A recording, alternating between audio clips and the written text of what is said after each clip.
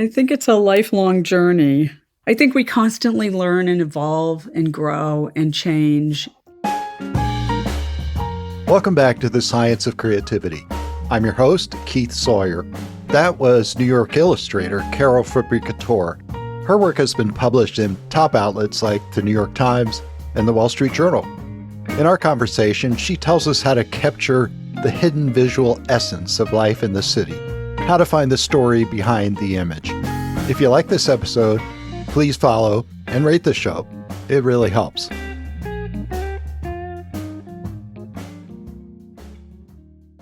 I'm here with Carol Fabricatore, and thank you so much for being on The Science of Creativity. Oh, thank you for having me. Excited to talk to you today. I'm really impressed with your work, both your own professional practice, and then also you've been teaching at the School of Visual Arts in New York City for a long time. How long have you been there? Yeah, I've been teaching since 1994, so over 30 years. Oh my gosh. Crazy. And crazy.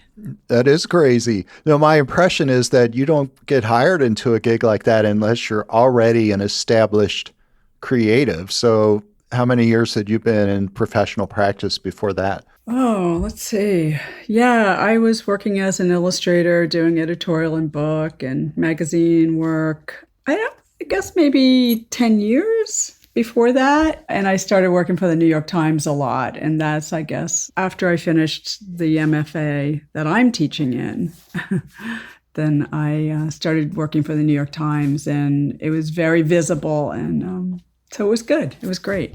Oh, say a little bit about that. What did you do for the New York Times? Oh, all right. So right after I got out of graduate school, I got hired to do 2 columns for the New York Times, working with very well-known writers. One column was about New York, and the other one was our towns. And what I would do would be to meet the writer at a destination, if it was New York City, somewhere that there was like an amazing, interesting story and incredible people. So he would interview them and I would draw them while he interviewed them. But it didn't always coincide that way. Like drawing skateboarders in Washington Square Park, I would draw them doing their thing and he would interview them ahead of time, or drawing people playing handball in Coney Island, these older Russian guys.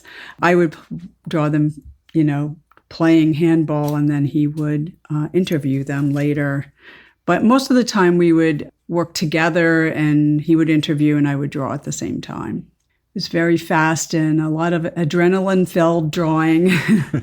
Right. Yeah, trying to capture everything and get it to the Times either later that day or the next day to be printed. So that column was twice a week, and then the other one was twice a week. So 4 different columns a week. How do you draw something where everybody's moving around? I mean, I think of, you've got a still life or you've got a model sitting there, but someone skateboarding around, you can't just draw a snapshot, right? No.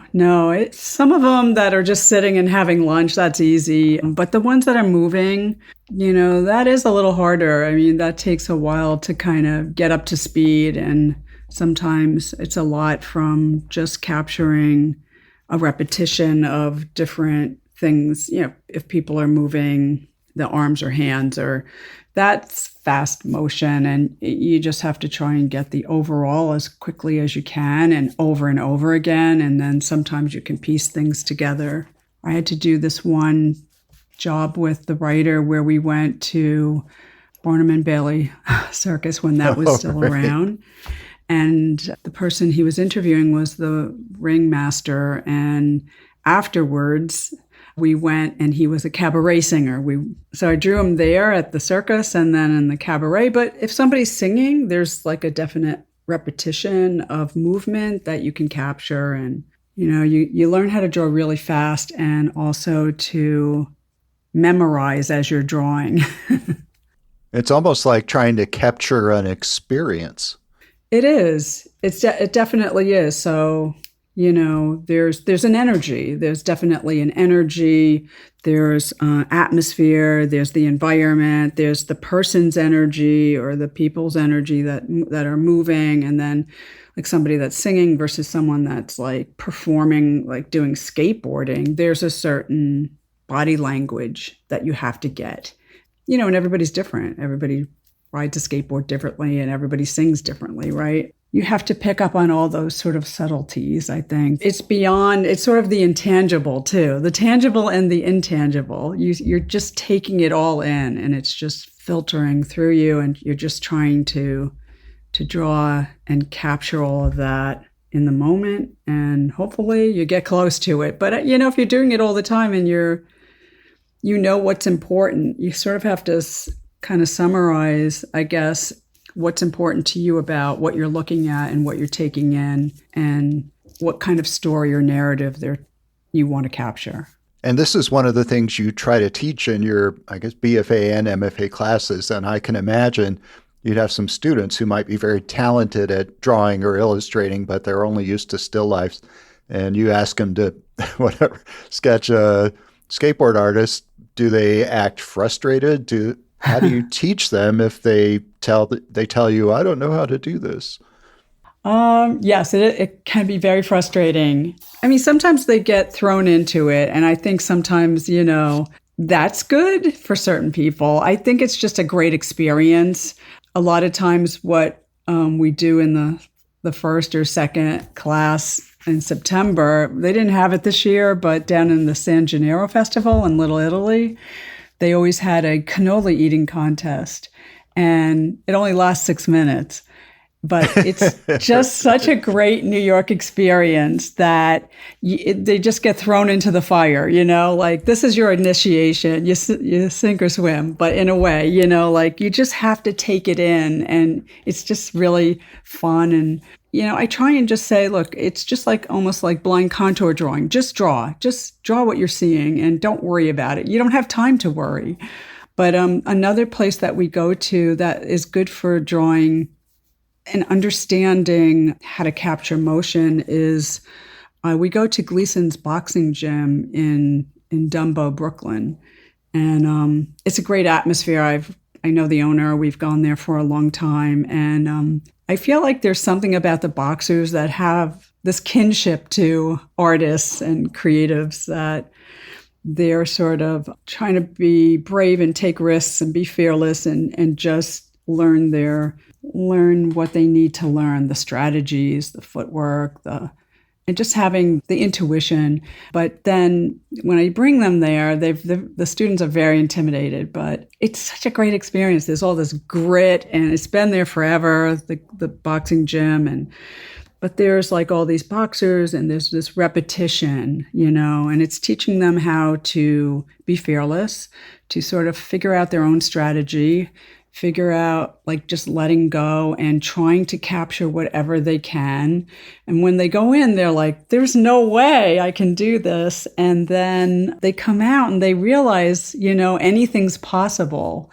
Like they can capture something, they can capture sort of a quality or a stance or the footwork. Or I also have them interview one person during the afternoon. I have a 5-hour class, so this is just for the MFA.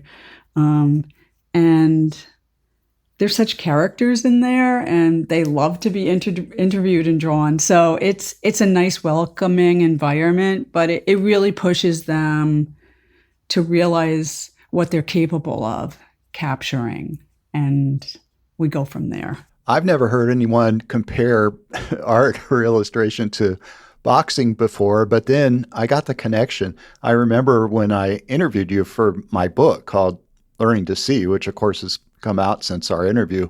You say a lot about not having a plan, not being too structured, that you want to teach the students to be open to having things happen. And it sounded sort of like that's what you were getting at. I think if you're just so focused on already planning something out so much. I mean, as an illustrator, you do have to, you have to plan, you have to make thumbnails, you have to get your reference, and it's more structured process. So drawing on location, drawing from life, there's so much unpredictability, you know? You almost have to think on your feet, like how you're going to capture something or how long someone is going to be sitting there for, or how can I get this person down? Like you learn your hierarchy of how you're going to take everything in and get it down in a way that you're still going to be happy with it, you know, and you're going to sort of say something about that person, their body language, their, you know, their energy, their character. But yeah, it's hard. It's hard to plan it out when you're doing sort of on the spot kind of drawing, but there's something so exciting and exhilarating about sort of capturing that, like in the moment drawing, you know, getting it down and seeing what happens and what comes out. I feel like you have to sort of find that initial layer of why you loved to draw in the first place before you started to learn everything and really hone some sort of specific style. Because I think the people that come back to do an MFA, they want more. They want to find a personal voice that's maybe buried a little bit deeper. I don't know. That's why I went to the MFA. I was tired of working for other people. I wanted to work for me. That sounds really powerful. So I'd like to explore that. You said the people who enter the program, they want something different. They want, I guess, to discover something about themselves. Is that right? How does that happen? Yeah, I think that's right. I think, you know, you come in because you're tired of being maybe in a more comfortable place. Like you want to break out and challenge yourself, right? And take some more risks. And I feel like that's the only way that you grow. They want to grow more as artists. They want to go beyond what they've been doing, but they need some support and guidance, and they need to be pushed too, you know, like we all do. I think, you know, who wants to be in an uncomfortable place? But that's why they're going there, because they want to learn and grow. And I feel like we're there to push them and to see. I feel like maybe they've learned how to see only so far, and they want to either relearn how to see or see differently. I think more the second. They just want to, I don't know, and pull more from inside themselves, or pull from their history or from their childhood or somewhere that they feel a little more connected to their artwork. Yeah, it sounds like you're saying that they don't quite know how to see yet, or they don't know how to see in a certain way. And your job is to teach them how to develop that new insight. Yes. And I feel like, yes, presenting them with like lots of different ways that they're not familiar with, different materials, different approaches, more different approaches. Approaching drawing, we draw from models and performers inside the classroom too, besides going on location around the city, because I feel like in the classroom is really great to have this really safe environment that they can really feel like they can take risks and not worry about it. And they have the time to play a little bit more with what I want them to do. And a lot of them have never done a lot of things that I'm asking them to do. Or, you know, we get a lot of people in the MFA that they've, you know, been out of school for a while, or they've just been working digitally and they haven't really drawn from life that much. So sort of finding that part of them again and drawing. I think drawing from in traditional ways of just using your hands and getting dirty and gritty and just kind of feeling the paper and the supplies and looking at the actual a three-dimensional living person in front of them that they're trying to capture whatever it is about them on paper is just so refreshing in a way, because I know as an illustrator they have to work digitally, but I feel like drawing is drawing. Drawing is the root of everything, as Van Gogh says. And I feel like you can use any and all of this in your digital work. It's all part of them. So if they can find a way to bring that energy or whatever aspect that they discover working this way into the way that they work digitally or how they think and see, then I'm happy. Right. Some of our listeners might not know the MFA is Master of Fine Arts, so that's a graduate degree. And you said a lot of your students, I say quote unquote students, because many of them, they're successful professionals already, right? They're out there doing creative practice, and then they come back to get this degree because they feel like they need to learn something new or something different. But they already have this way of working and this practice. So they're comfortable with that because it's been successful for them. Yeah, a lot of them are very successful already, and they've been working as illustrators or fine artists. They've been working in the field, and for whatever reason, and there's lots of different reasons that they come to the MFA. I think the main reason is they want to grow. They want to explore and experiment and see what the possibilities are as an artist, as an image maker or a storyteller. We do get a few students that come right from undergrad. I guess there are some that are ready, but most of our students usually have been out of school for a few years or more. Last year we had students ranging from like early 20s to 50s. It was really nice. We don't get that too much. It used to be more so years ago, but normally we get more people in their 20s and maybe early 30s. But it's nice if you have a range because it's a nice chemistry within the group. Then they really learn from each other. And you said in professional practice, they're often working digitally. They're working, I guess, on a tablet. They're using Adobe whatever, Photoshop or Illustrator. But you often talk about the importance of putting the computer aside. And you said getting dirty, right? You have to use a pencil and paper. Yeah. So why is that? Why is it important for them to move away from the computer and use an actual real pencil? Some of them still do. I feel like the class that I have now, I was surprised to hear as many students were still, picking up traditional, pencils and pens and working that way. But for the most part, working digitally, if you make a line and it's not exactly what you want, you can go in and shave it down and perfect it and polish it. And you can go back and undo and go back and undo and redo, and when you just use like a pencil, I'm not the biggest fan of pencils, but I like permanent stuff like ink. Oh, okay. Because I want them to get over the feeling of being afraid to make a permanent mark, and they can't undo it. They can't go back. They can't, they can always scan it in and still do that. But,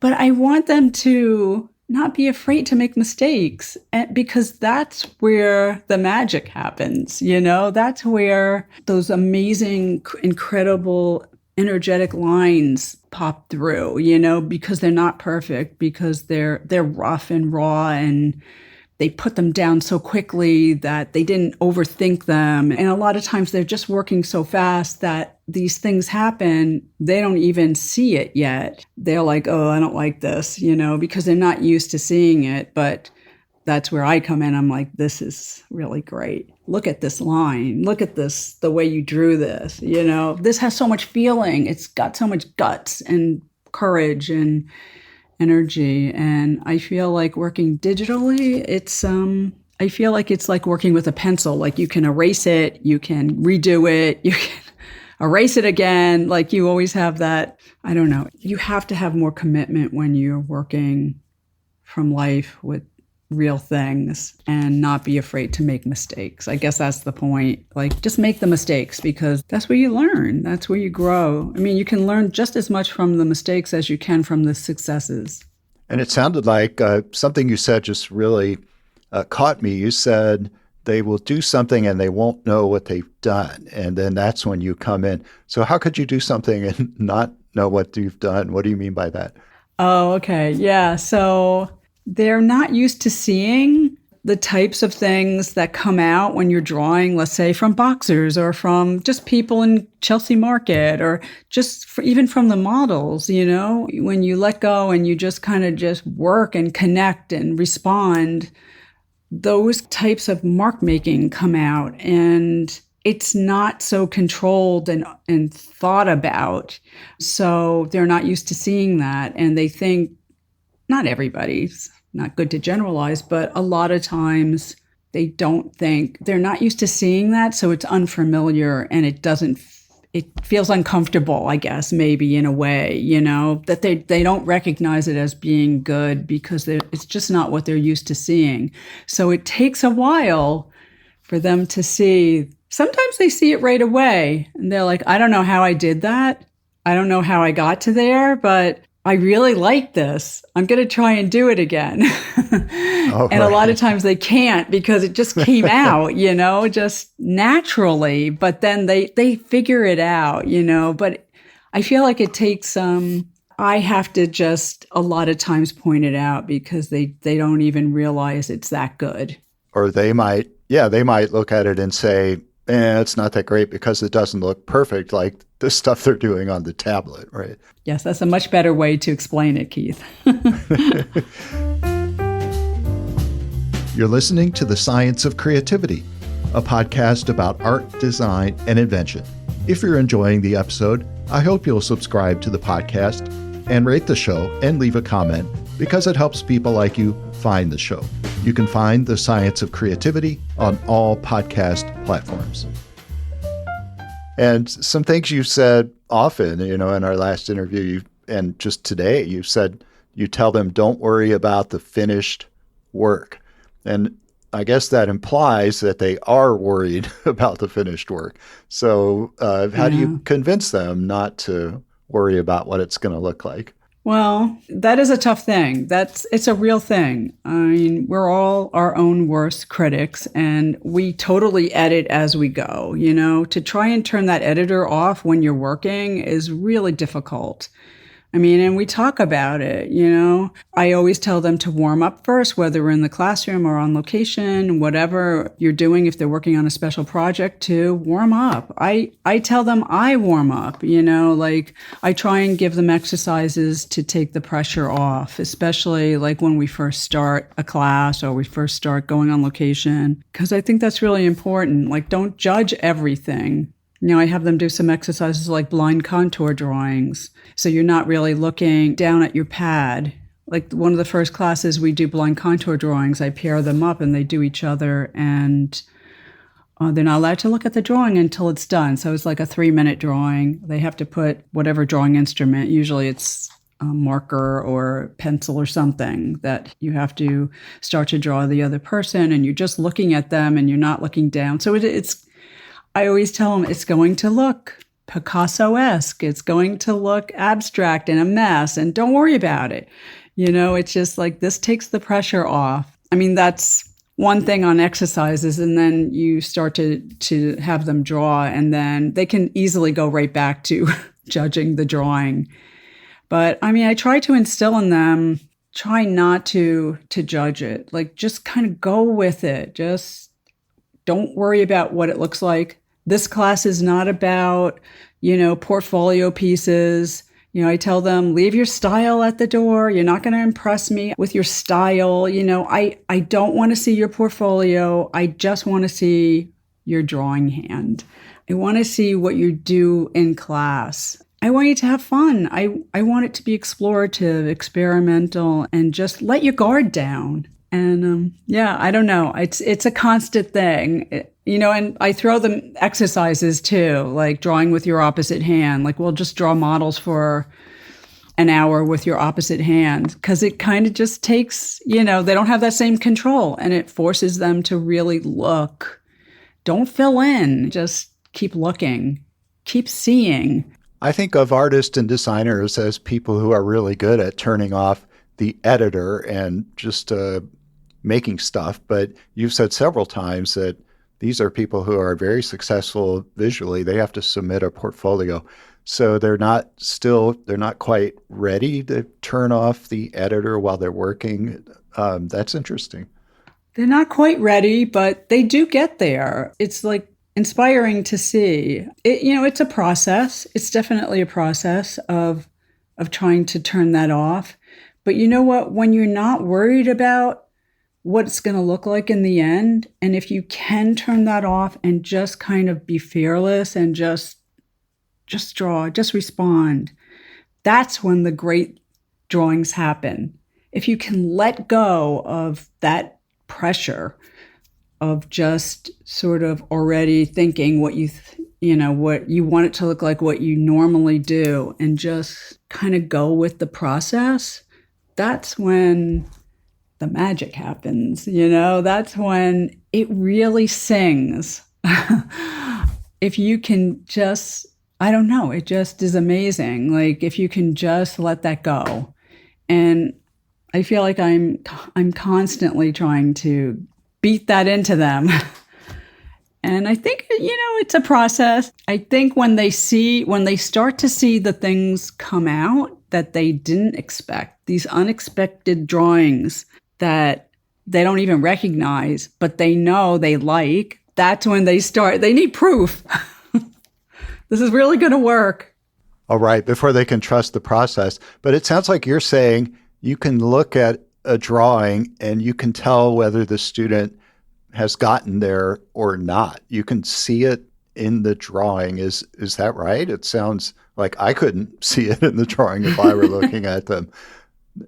So you have that ability. So yeah, what does it look like, once they get to that point where they can see in this new way? Yeah, I could definitely see it. Even if it's like bits and pieces. And usually there's more and more each week. Like there'll be like a little happy accident that happens. I'm like, look at this. Because I point it out to them. Like I'm constantly going around. Like I let them draw. I go around. I'm like, look at this right here. This is good. And I tell them why. This is working. Not so much this is good, but I don't like to judge it that way. Like this is working and this is why it's working. And then there's more and more of that. They don't understand. Like, I don't know how I got there. It just happened. But I don't know if I can point it out and just let them know it. I can see more of it every week in each drawing until they get to a place where, I don't know, they're happy. They understand it more. They understand that if they can let it go. I mean, it's not just letting it go and being freewheeling. It's not. It's like using that intuitive side, and the analytical side is still there. I always tell them there's a balance. There's a balance of like intuitive and just sort of being in that zone, but you sort of have to pull yourself out sometimes to ask yourself to recognize the questions in your head. That's important too, of like, all right, is that to this? Should I make this more graphic? Should I go back in and should this be shape, or should I go into line and then you go back in? There's that balance. I feel like that's what they're finding that's working. And it sounds like this is also the way you work in your own professional practice. And so you're already at this point where you're a professional, you're an expert in doing this. Can you tell a story about a work of yours or something that emerged when you were using this same type of process? Oh, that's a good question. I do work that way. I do. I guess it took me a while to figure out, like I used to be an oil painter and just painted. I used to do illustrator long ago, many moons ago. When I started out as an illustrator, I did oil paintings. I used to have to before digital, build this box around the oil paintings to deliver it because they were still wet, deliver it to the art directors so they could photograph it, So after a while, I always drew, but I also just would draw before I would paint. I do an underdrawing, of course, but I didn't really think too much about it. It was just kind of placing everything before I painted. But after I went into the MFA program, and I really took my drawing seriously, I wanted to figure out a way that I could use the drawing, because I love the energy in my drawing, but I also love color and painting. So I tried to find that balance within my work. And I did a series of went to Coney Island and started to do all these drawings on location there, and then find a balance within that to add paint. So I guess that was kind of the first time I was recognizing a lot of that, of, trying to sort of find a nice balance between sort of letting it go within the drawing and then figuring out what was important to me to add the color. I don't know. Another story like that would be a good example. Yeah, that Coney Island example, where it sounds like that's the sort of thing you ask your students to do. And so, yeah, it is like your own professional practice. Yeah, I think it's just, I mean, it's hard to do like big paintings on location, urban stuff, but it's really challenging and fun. And where does like a line end and tone or shape begin? And where do you sort of let yourself go and just try and capture something moving, and how do you pull yourself out and think about certain things and then go back, dive back in again. So yeah, I think about that a lot. And I think that that kind of thing kind of applies to a lot of ways of working. I think you sort of have to work that way for visually for a lot of people.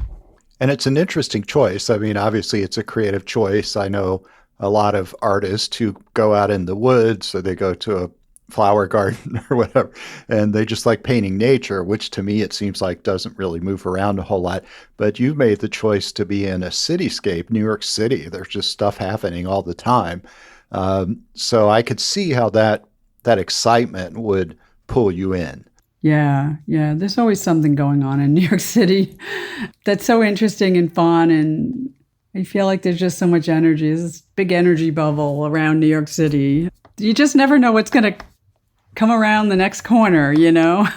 It's fun that way. It's fun to send the students out, you know, like for the location project, you know, they have to figure out, you know, something. Go beyond your comfort zone there. Like find something, find a story, go in a specialty store or something even, you know, just there's lots of different assignments. But yeah, the big one is they have to do a semester-long location project outside of class, but we also meet during the course of the semester. I work with them individually on like their location projects. But I do try to encourage them to find something personal, to find something they're curious about, to start with. A starting point is always hard, I think, you know, and figuring that out, that takes a few weeks of, I think you have to be invested, being interested enough or curious enough or having a personal connection to it or history or something where you're going to feel like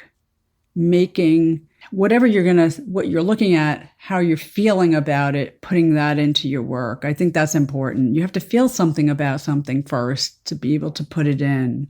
Well, I have a good example of the last time we talked, and you talked about, I love this story, that you had an assignment for your students. And again, remember, this is in New York City, to go find a palm reader and get their palm read. That's which I thought, now that's an experience in a city. So what's the purpose of that assignment? Why would you ask your students to go find a palm reader?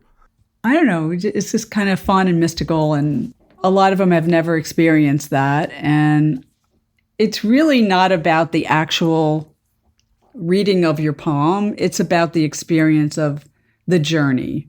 It's about asking people if they know of somewhere, or going to a different place, turning a different corner, going to a different part of the city, you know, that they've never been to before. You know, breaking outside your shell if you're like shy a little bit. And I've had people, I think the story I told you was these two students couldn't find a palm reader. Right, yeah. And they were on the subway talking about it, complaining about me for giving them this assignment. And there was this homeless guy sitting across from them, and he was listening, even though he was kind of slumped over. And he, all of a sudden, when they said they couldn't find one, they were complaining about it, he kind of just slowly sat up and said, "I can do it for you." Right. And that would have been like such a great drawing, right? He was pretty harmless, you know. It'd be interesting what he would have said, but they didn't do it. They just thought, this isn't it. This wasn't our assignment, you know. It wasn't like straightforward. It was sort of, you know, outside the box, you know. I always say, don't just look forward. Like, if there's something happening on your left side or your right side and it's more interesting, that's your story. But they didn't do it. But this other person who did ask different people if they knew where a palm reader was. This girl asked this police officer if that was on the street walking, if he knew of somebody. So the guy took off his hat and he was like, thinking about it. And she noticed inside his hat that there were these photos stuck in the brim on the inside. So she asked him, what's that? And it was photos of his family, his kids, like a religious photo. And he said, no, that's, we all do that to keep our, family with us. So This whole story she did ended up being about all of these police people. She went to the precinct and interviewed them and did this amazing story about these photos that were inside their caps and why, and it was, I think at the very end she found a palm reader, but man, that was like such a great story to be open enough to know like, this is it. Wow. And you could even say, forget about the palm reader. You got, really. You got what I wanted you to get, right? Yeah. Just, I don't know, being open to having the happy accidents work, And you can't have everything planned out. To get ready for this interview, I was looking at the materials that you gave me in the past, and there's this one semester-long book project from the one I have is from 2022, and it's about narrative, right? Narrative is a series of drawings based on this location. And you say a lot of the same things. I'm looking at the handout that you give the students, and you say a lot of the same things, like be open to having things happen. Don't have everything planned. And then, you got a 2-page single-spaced assignment for this semester.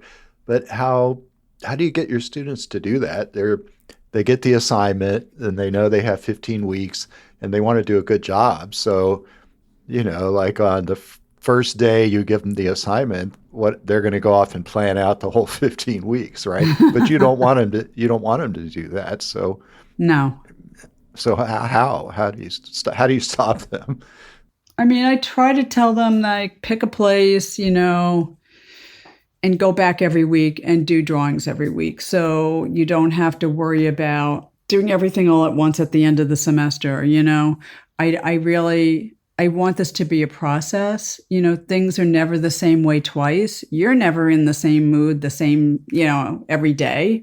You're bringing a different energy to a location every time you go. And it's never going to be the same way twice. It's going to be different weather. It's going to be different atmosphere, different people, different things going on, So I want them to get familiar a little bit with drawing every week and seeing what there is to choose from and what new things are popping up or what other interesting things are going on. And a lot of times they'll start somewhere and they have this whole thing in their head of like, I'm going to do this amazing thing and I know what I want to do. And I'm like, well, did you go there yet? Go and report back to me next week. What did you think?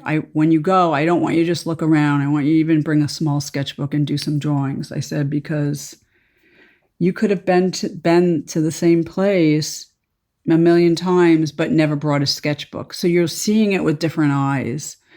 And they'll come back and they'll say, no, not for me. It wasn't what I thought it was going to be. It is really true, like when you go back and revisit somewhere that you've even been, let alone a place that you've never been, and you bring a sketchbook and you start to draw, you really see it differently. And sometimes it's really great, and that observation muscle is just at like 200%, and you're like, wow, I don't even remember seeing this. And other times it's like, I thought this was going to be 1,000 times better.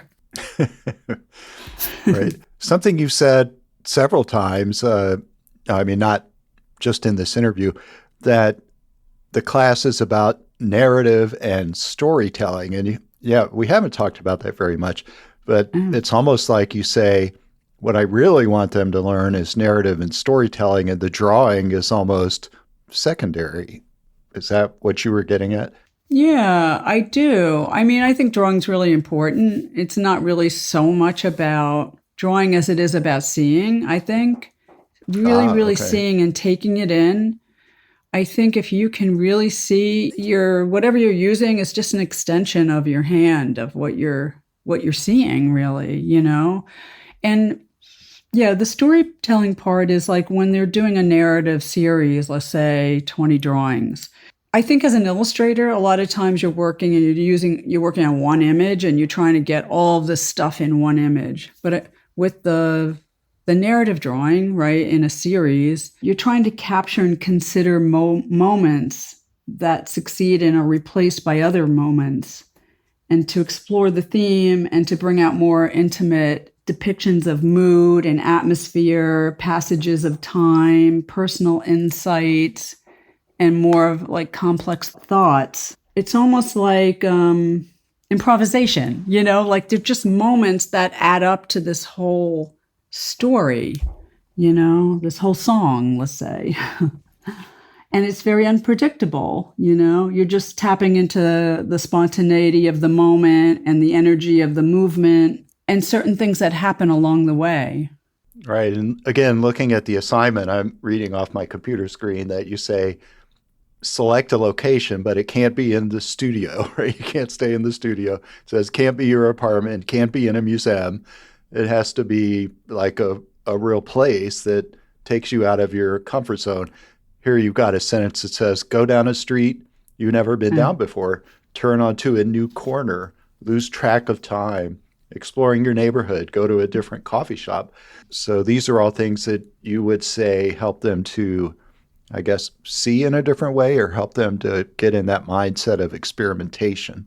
Yeah, it forces them into, their studio. How uncomfortable is that, or a friend's apartment? I'm like, get out there, like I think it forces them to take risks, to be in a more uncomfortable place and to problem solve, like how are you going to tell a story about this? Like, and I think it is more explorative. Don't just stay within a place that's familiar.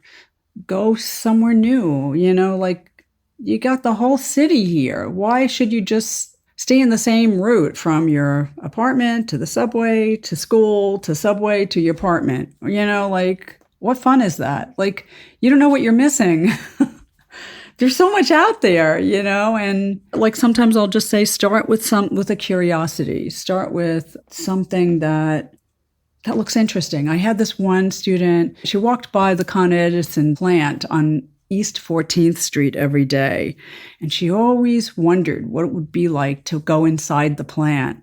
So for this location project, I'm like, do it.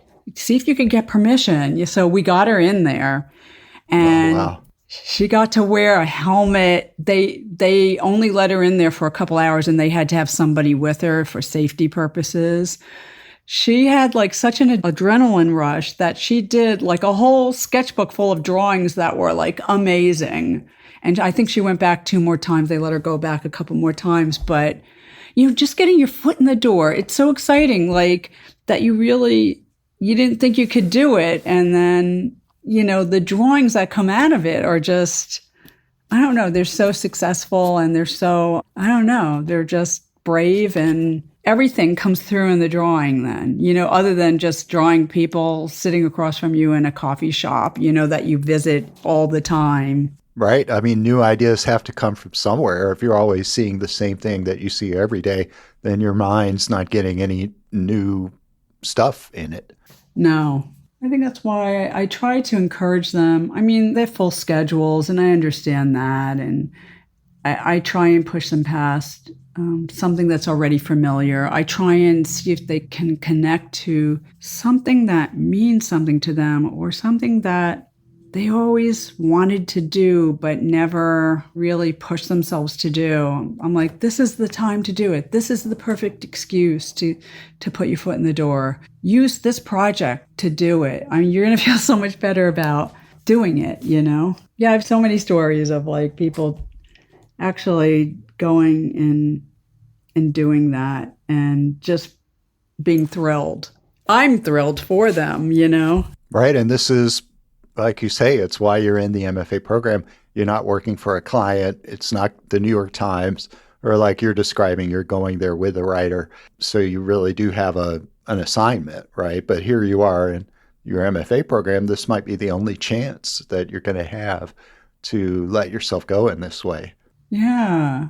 I think it's a special time when you're in school, undergrad or graduate, especially the graduate school, with people already having responsibilities and having been kind of successful already, and then coming back to sort of reinvent themselves. I think this is a special time in your life. It's only 2 years, this 2 years program, that you're giving yourself this gift of time to be this, putting yourself out there and being brave and taking these risks, because you're doing this for you. You're not doing it for an art director or creative director or whoever else, a gallery. You're doing it solely for you. This is your personal voice you want to nourish and grow.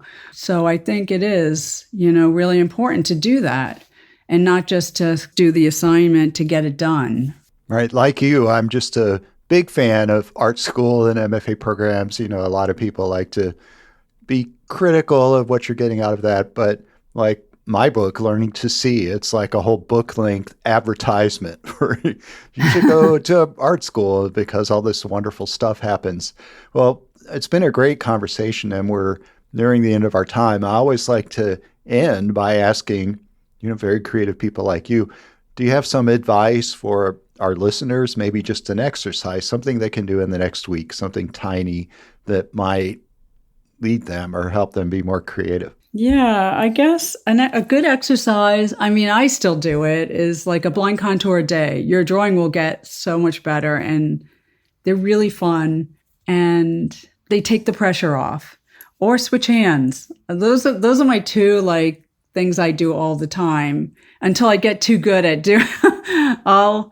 I always say my left hand always teaches my right hand something. I'm right-handed. So my left hand always, whenever I draw with my left hand, I don't have that same control, but I don't fill in. I really look and you slow down. And with my right hand, I can draw everything, and probably too tight and skip things.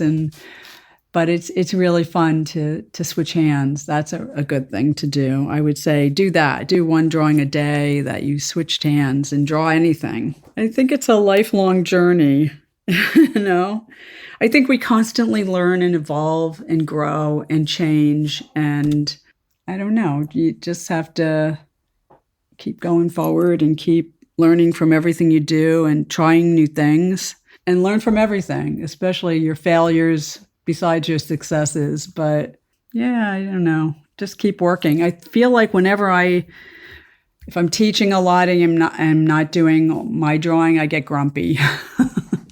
So it's good to keep going, even if it's like a little thing every day. If you don't have the time to work on your painting or your drawing, just do something little, just for yourself. You don't even have to show anybody, don't worry about everything. I think it just sabotages it. Well, good. Thank you so much. And Carol, it's been a great conversation. Thank you. Thank you, Keith. My pleasure. It's been really fun.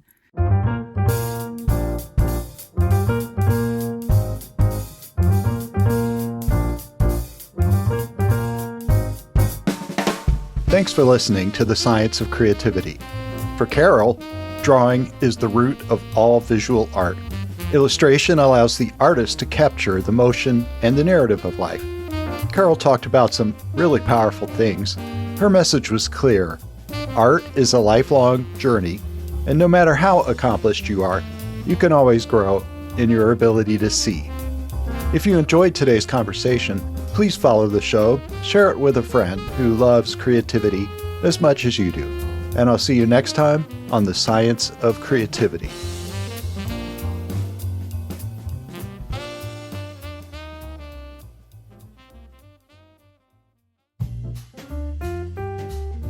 Thank you for listening to The Science of Creativity. If you liked this episode, I hope you'll subscribe to the podcast, and please rate the show because that helps others like you hear about the show. Please write in the comments if you have requests or ideas for future episodes. I'll see you next time on The Science of Creativity for insights and inspiration about art, design, and invention.